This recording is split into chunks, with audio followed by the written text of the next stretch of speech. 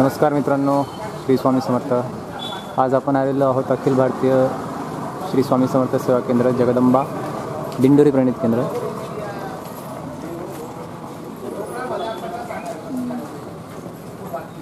हे ते केंद्र आहे मित्रांनो, ज्या केंद्राच्या माध्यमाने मी स्वामी सेवेत आलो आणि स्वामी काय ते मला याच केंद्रातून कळाले आहे। बघू शकता अतिशय सुंदर असा परिसर आहे। आमच्या धुळ्यातील स्टेशन रोड परिसरातील मिल परिसरातील हे केंद्र आहे।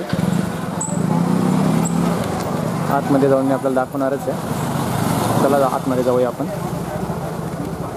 बघू शकता मित्रांनो, हा आपल्या जगदंबा केंद्राच्या आतील अतिशय सुंदर असा परिसर आहे। अतिशय मोठं भव्य दिव्य केंद्र आहे। या ठिकाणी इकडे या बाजूला महाराजांचा दरबार आहे, तो आपण बघूयात आतमध्ये। इकडे स्टॉल आहे। या ठिकाणी जसं मी तुम्हाला सांगतो, केंद्रात पाय धुण्यासाठी हातपाय धुण्यासाठी व्यवस्था असते। ही या ठिकाणी पाण्याची टाकी आहे। चला तर आपण आतमध्ये जाऊन बघूया।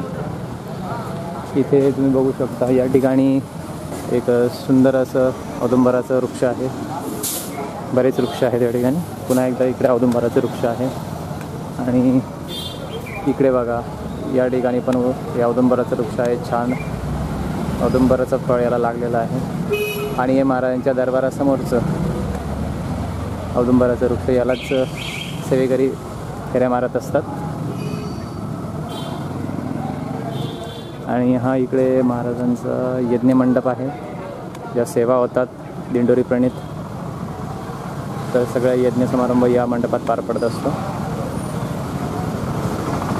आणि इकडे जर आपण पाहिलं मित्रांनो, तर या ठिकाणी नवीन अशा सुंदर मंडपाचं किंवा सभागृहाचं या ठिकाणी एक तयार होत आहे, जे औचित्य साधून, जसं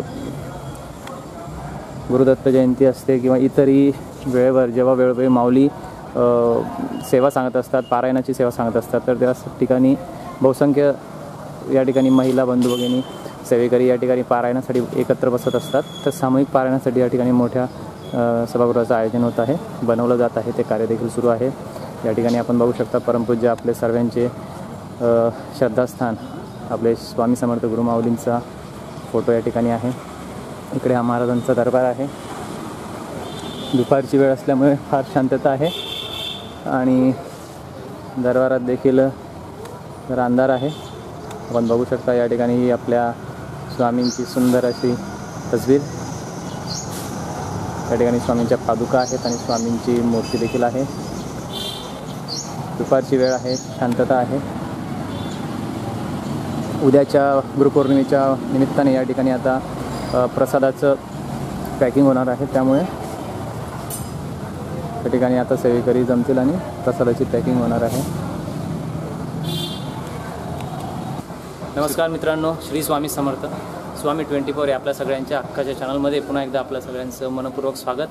आणि आज जसं मी तुम्हाला वचन दिलं होतं की आपण ज्या केंद्रातून मी खरं म्हणजे स्वामी सेवेत आलो आणि स्वामींशी जोडलं गेलो, त्या जगदंबा केंद्रात आपण आज आलेलो आहोत। आणि नेहमी मी सांगतो की जसं केंद्रामध्ये सगळी देखरेख करण्यासाठी एक केंद्र प्रमुख असतात, तसं तर या ठिकाणी सगळेच प्रमुख असतात। प्रत्येक सेवेकरी हा समान असतो, पण केंद्राची महाराजांची जी काही सेवा असते किंवा रोजच्या आरत्या वगैरे ते सांभाळण्यासाठी केंद्रप्रमुख असतात।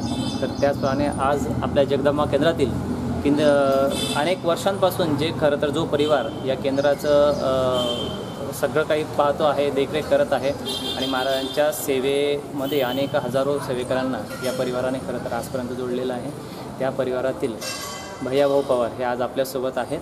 आणि त्यांच्याकडून आपण उद्याच्या कार्यक्रमाची 21 जुलै म्हणजे महाराजांचं गुरुपद घेण्याचं हा जो शुभ दिवस आपल्याला सगळ्यांना लाभत आहे, त्याबद्दल सगळी माहिती अगदी डिटेलमध्ये आज आपण प्रत्यक्ष भैयाभाऊंकडूनच जाणून घेणार आहोत। मी भैयाभाऊंना विनंती करतो, त्यांनी थोडंसं आपली माहिती द्यावी आणि आपल्याला ओळख करून द्यावी। श्री स्वामी समर्थ। मी स्वामींचा सेवेकरी आहे।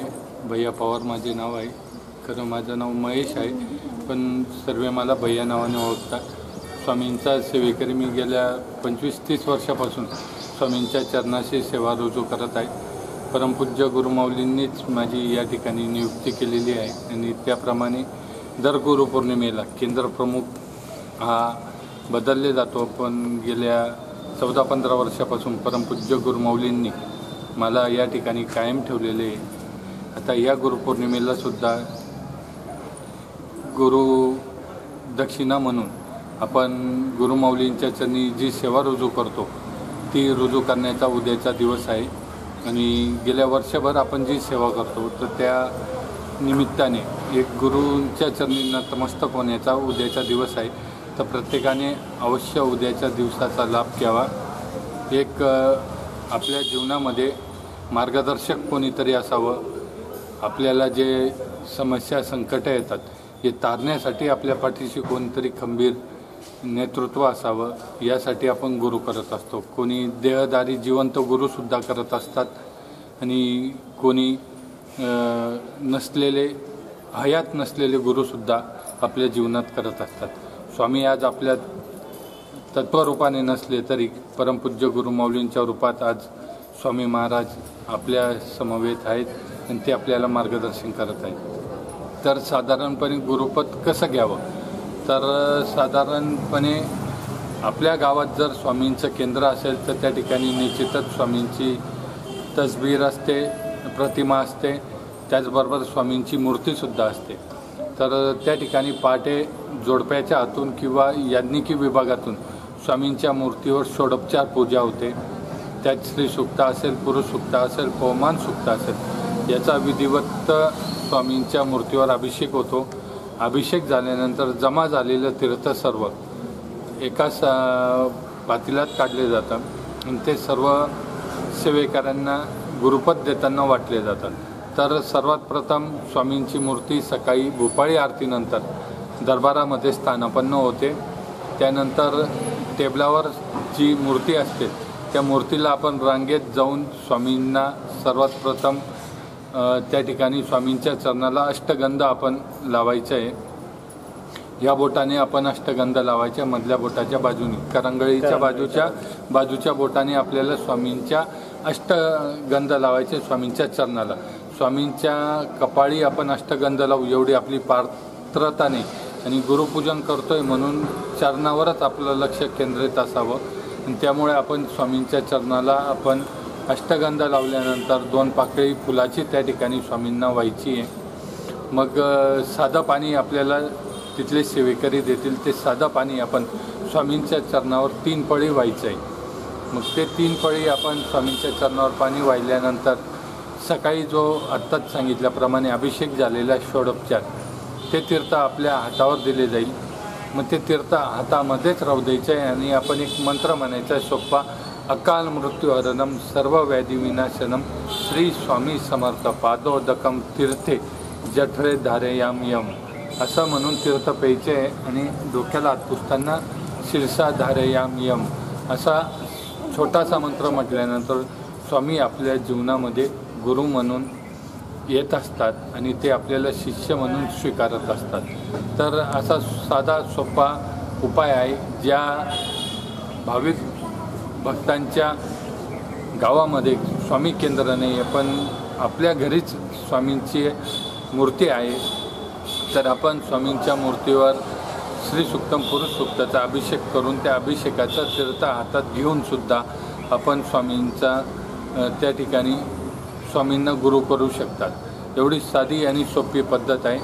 उद्याच्या दिवशी उपवास करावा, रात्रीच्या वेळेस सोडला तरी आपण चालेल, पण दिवसा आपला गुरुपौर्णिमेनिमित्त अवश्य उपवास करावा प्रत्येकाने. बरं भैया भाऊ, खूप धन्यवाद. आपण खूप डिटेलमध्ये उद्याचं म्हणजे गुरुपद घेणं काय आहे ते सांगितलं. आणि म्हणजे ज्या सेवेकऱ्यांच्या आजूबाजूच्या परिसरामध्ये बऱ्याच ठिकाणी सेवेकरी तक्रार करतात की आमच्याकडे म्हणजे केंद्र नाही आहे जवळ आसपास, तर ती लोक आपण जे पद्धत आता सांगितली त्या पद्धतीने घरीच आपल्या स्वामींच्या मूर्तीसमोर किंवा फोटोसमोर गुरुपद घेऊ शकतात. ठीक आहे. आणि भैयाभाऊ, मला एक विचारायचं आहे की एक प्रश्न पडतो की गुरुपद हे कोणी घ्यावं आणि कोणी घेऊ नये, की म्हणजे आता जसं की आपण महाराजांच्या बाबतीत नेहमी माऊलींकडनं ऐकतो की महाराजांचा सेवेकरीसाठी महाराजांनी काही आचारसंहिता सांगितलेल्या आहेत. तसे तर हजारो लोक आहेत जगामध्ये, पण सगळेच महाराजांचे सेवेकरी बनत नाही किंवा महाराजांची ज्याला इच्छा असते तोच सेवेकरी म्हणून त्याला स्वीकार करतात महाराज. तर एक साधारण गुरु बनवणं म्हणजे ही काही छोटी मोठी गोष्ट नाही किंवा ही फक्त कोणी करते म्हणून करण्याची गोष्ट नाही. तर आपण प्रत्यक्ष जर परब्रह्माला गुरु म्हणून स्वीकारतोय तर मग त्यासाठी तो व्यक्ती कसा असावा, कोणी गुरुपद घ्यावं आणि कोणी ते धाडस करू नये, काय आपल्याला वाटतं? तसं पाहायला गेलं तर गुरुपद प्रत्येकाने घेतलंच पाहिजे, कारण स्वामींचे न आपले जन्मांतरीचे ऋणानुबंध आहे. मागच्या जन्मी आपलं काहीतरी स्वामींसोबत संपर्क असेल, त्यामुळे या जन्मी आपण स्वामींकडे नाही आलो तर स्वामींनी त्यांच्याकडे आपल्याला बोलवून घेतलेलं आहे. तर आपण स्वामींच्या चरणापर्यंत आलेलो आहे आणि त्यांना गुरु म्हणून आपण स्वीकारलंच पाहिजे. लहान मुलापासून तर वयोवृद्ध व्यक्तीपर्यंत प्रत्येकजण स्वामींना गुरु म्हणून स्वीकार करू शकतात. असं काही अट नाही त्याच्याबद्दल की कोणी करावा कोणी करू नये. प्रत्येकजण गुरु करू शकतो. आणि फक्त एवढंच आहे की गुरु केल्यानंतर स्वामींची जी आचारसंहिता आहे ती आपण थोडी पाळली पाहिजे कटाक्षाने. आपल्या या स्वामी मार्गामध्ये कोणताही गुप्त मंत्र नाही आहे, कोणताही व्यक्तीला स्वतंत्र कानामध्ये मंत्र दिले जात नाही. इथे उघड गुरुपद आहे आणि उघड स्वामींचा मंत्र आहे, श्री स्वामी समर्थ. स्वामींना आपण गुरु केल्यानंतर फक्त एवढाच आपण ध्यास घ्यायचा आहे, श्री स्वामी समर्थ हा मंत्र आपण जप करायचा आहे. स्वामी निश्चितच आपले शिष्य म्हणून त्या ठिकाणी स्वीकार करून पदोपदी आपल्या पाठीशी राहतात. स्वामींचं वचन आहे, भिऊ नकोस मी तुझ्या पाठीशी आहे आणि अशक्यही शक्य करतील स्वामी. निश्चितच भैयाभाऊ, स्वामींनी अशक्य शक्य करतातच. हजारो सेवेकऱ्यांना, लाखो सेवेकऱ्यांना रोजचा अनुभव आहे. आपल्या चॅनलच्या माध्यमातूनही बरेच सेवेकरी आपला अनुभव सांगत असतात. तर शेवटचा प्रश्न आपल्याला विचारतो भैयाभाऊ, आपण आता तर सांगितलं सगळं, परंतु आता उद्या आपल्या या जगदंबा केंद्रामध्ये कार्यक्रमाची जी रूपरेषा असणार आहे सकाळपासून, त्याबद्दल थोडीशी माहिती सांगा. कारण सर्वच ठिकाणी म्हणजे महाराष्ट्रभरात आणि सगळे केंद्र जे आहेत तर साधारण कार्यक्रम आपल्या केंद्रामध्ये एकसारखाच असतो, जेणेकरून सर्वत्र महाराष्ट्रभर आणि भारतभर लोकांना ही माहिती कळेल. रूपरेषा कशी असेल उद्या? तमाम म्हणजे आपले जवळजवळ महाराष्ट्रात आणि महाराष्ट्राच्या बाहेर 7,500च्या वरती केंद्र आहे. तर परमपूज्य गुरुमाऊलींच्या आज्ञेने सर्व केंद्रांमध्ये एकसारखेच सेवा होते. सकाळी 8 वाजेच्या भोपाळीच्या आरती अगोदर महाराजांच्या मूर्तीवर षोडोपचार पूजा होईल याज्ञिकी विभागातून. आणि सांगितल्याप्रमाणे ते जे तीर्थ होईल त्या तीर्थाचं संकलन केले जाईल. सकाळी भोपाळी आरती होईल 8 वाजता आणि 8 वाजेच्या भोपाळी आरतीनंतर भाविकांना त्या ठिकाणी गुरुपद देण्याची सुरुवात होईल. सांगितल्याप्रमाणे प्रत्येकजण रांगेत येतो, स्वामींचं पूजन करतो आणि तीर्थ हातात घेऊन मंत्र म्हणून स्वामींना गुरु म्हणून स्वीकारत असतो. तर अशी साधी आणि सोपी पद्धत आहे. भाविकांना आव्हान केल्याप्रमाणे भाविक या ठिकाणी साहित्य देत असतात. प्रत्येक केंद्रामध्ये वेगवेगळा प्रसाद बनवला जातो. याही ठिकाणी बुंदीचा प्रसाद बनवलेला आहे. नवीन भाविकाने स्वामींना गुरु केल्यानंतर त्याला निश्चितच त्याचं तोंड गोड करणे आपल्या सेवेकऱ्यांचं कर्तव्य आहे. म्हणून आम्ही या ठिकाणी बुंदीचा प्रसाद केलेला आहे. तो बुंदीचा प्रसाद सकाळी 8 वाजेपासून गुरुपद देण्याचाही कार्यक्रम सकाळी 8 वाजेपासून तर संध्याकाळी 6 वाजेपर्यंत अखंड त्या ठिकाणी सुरू असतो आणि प्रसादसुद्धा वाटप अखंड या ठिकाणी सुरू असतो. उद्या गुरुपद घेण्यासाठी जे येऊ इच्छितात त्याने सोबत येताना काही आणणं आवश्यक आहे? काय गोष्टी सोबत आणणे? सोबत येताना आपण फक्त स्वामींना नतमस्तक होण्यासाठी, स्वामींचा सन्मान करण्यासाठी एक नारळ, श्रीफळ आणायचे, एखादं गुलाबाचं पुष्प किंवा साधं फूल आणायचे आणि मनोभावी स्वामींना गुरुपद घेण्याच्या पहिले विनंती करायची की स्वामी, आजपासून तुम्ही माझे गुरु आहात. माझे आई वडील बंधू सखा सोयरे सर्व तुम्हीच आहात. त्यामुळे आज मी तुम्हाला मान सन्मान करून तुम्हाला विनंती करतोय की शिष्य म्हणून मला स्वीकारा आणि येणाऱ्या आयुष्यात किंवा माझ्या गेलेल्या आयुष्यात ज्या काही अडीअडचणी समस्या असतील त्या आजच्या दिवसापासून आपण सोडवा आणि मला शिष्य म्हणून आपण स्वीकारा, अशी आपण स्वामींना नारळ वाहून पहिले विनंती करायची. निश्चितच भैया. श्री परमपूज्य आपल्या गुरुमाऊलींच्या आशीर्वादाने उद्याचा हा सोन्याचा दिवस आपण नक्कीच सोन्याचा बनवू.